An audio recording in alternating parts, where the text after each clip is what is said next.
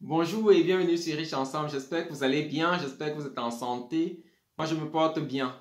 Alors, aujourd'hui, nous allons parler de 5 choses qui te maintiennent dans la pauvreté. Donc, si tu veux savoir toutes ces choses-là, reste jusqu'à la fin.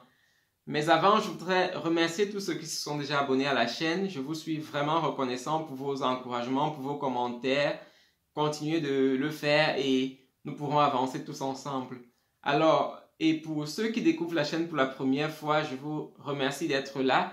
Et ici, sur la chaîne, nous parlons de business. Ici, nous parlons d'entrepreneuriat. Ici, je donne de temps en temps des idées de business. De temps en temps, je parle de la bourse et beaucoup d'autres choses de ce genre. Donc, si tu es intéressé par ces choses-là, abonne-toi à la chaîne et clique sur la cloche de notification pour ne pas rater les prochaines vidéos. Merci d'avance. Alors, aujourd'hui, nous parlons, comme je disais, de 5 choses qui te maintiennent dans la pauvreté. La première, ce sont les distractions. Regardons dans nos sociétés. Les pauvres sont ceux qui se distraisent le plus et ceux qui pensent avoir plus de temps. Lorsque vous avez des riches autour de vous, ils n'ont jamais de temps parce qu'ils sont occupés en train de surveiller leurs différents business. Donc, si tu veux être riche, ne passe plus beaucoup de temps à regarder la télé, ne passe plus beaucoup de temps à regarder les séries parce que ça ne te produit pas. Au contraire, ça t'arrache un peu de temps, le temps que tu aurais pu mettre dans le travail, le temps que tu aurais pu mettre dans un business et autre chose. Je ne dis pas ici de ne pas regarder la télé, mais je parle du ratio. Donc, combien de temps est-ce que tu mets à regarder les séries? Combien de temps est-ce que tu mets à faire ton business? Tu dois plutôt travailler pour faire ton business, travailler pour investir et non passer beaucoup de temps dans les distractions. Et ça, c'est ce que tous les riches font. Vous n'allez pas voir de riches qui passent le temps devant les télés et autres. Donc, ça, c'est important. Alors, la deuxième chose, c'est que les riches investissent beaucoup, pourtant les pauvres ne le font pas. Donc, l'une des choses qui te maintient dans la pauvreté, c'est le fait de ne pas investir. Pour investir, il ne faut pas beaucoup d'argent. Non, ça c'est l'erreur que beaucoup de personnes pensent ou bien font. Pour investir, on n'a pas vraiment besoin de beaucoup d'argent. Il y a différentes sortes de business, différents coûts. Et il faut juste savoir dans quoi est-ce qu'on peut investir en fonction de ses moyens. Ici, j'ai parlé la dernière fois d'une action pour ceux qui investissent en bourse. Il y a des actions qui coûtent moins d'un euro. Il y a des actions qui coûtent 2 euros seulement. Et dans ces choses-là, on peut investir et avoir de bons rendements. Donc, si tu veux devenir riche, n'oublie pas d'investir, mets-toi et commence à temps.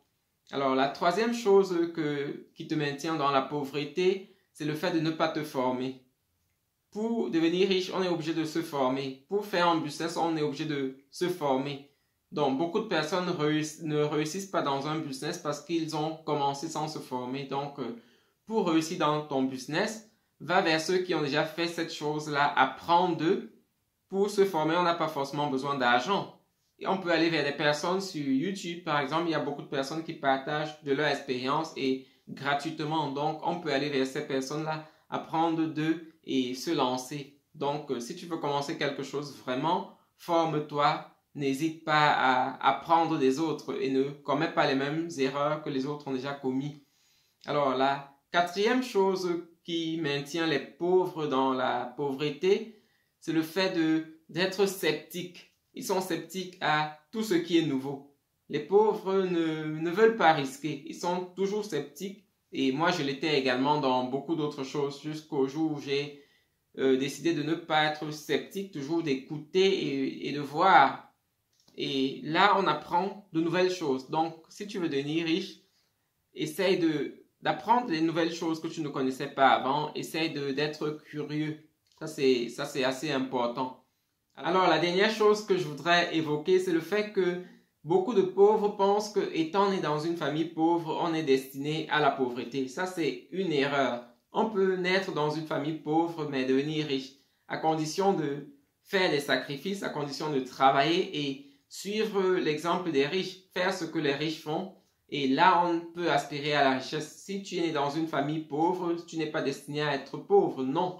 C'est vrai que si tu es né dans une famille riche, tu as peut-être quelques facilités, tu as peut-être des choses qu'on a déjà apprêtées pour toi, mais même n'étant pas né dans une famille riche, tu peux te construire toi-même. Donc, si tu es né dans une famille pauvre, ne pense pas que c'est la fin.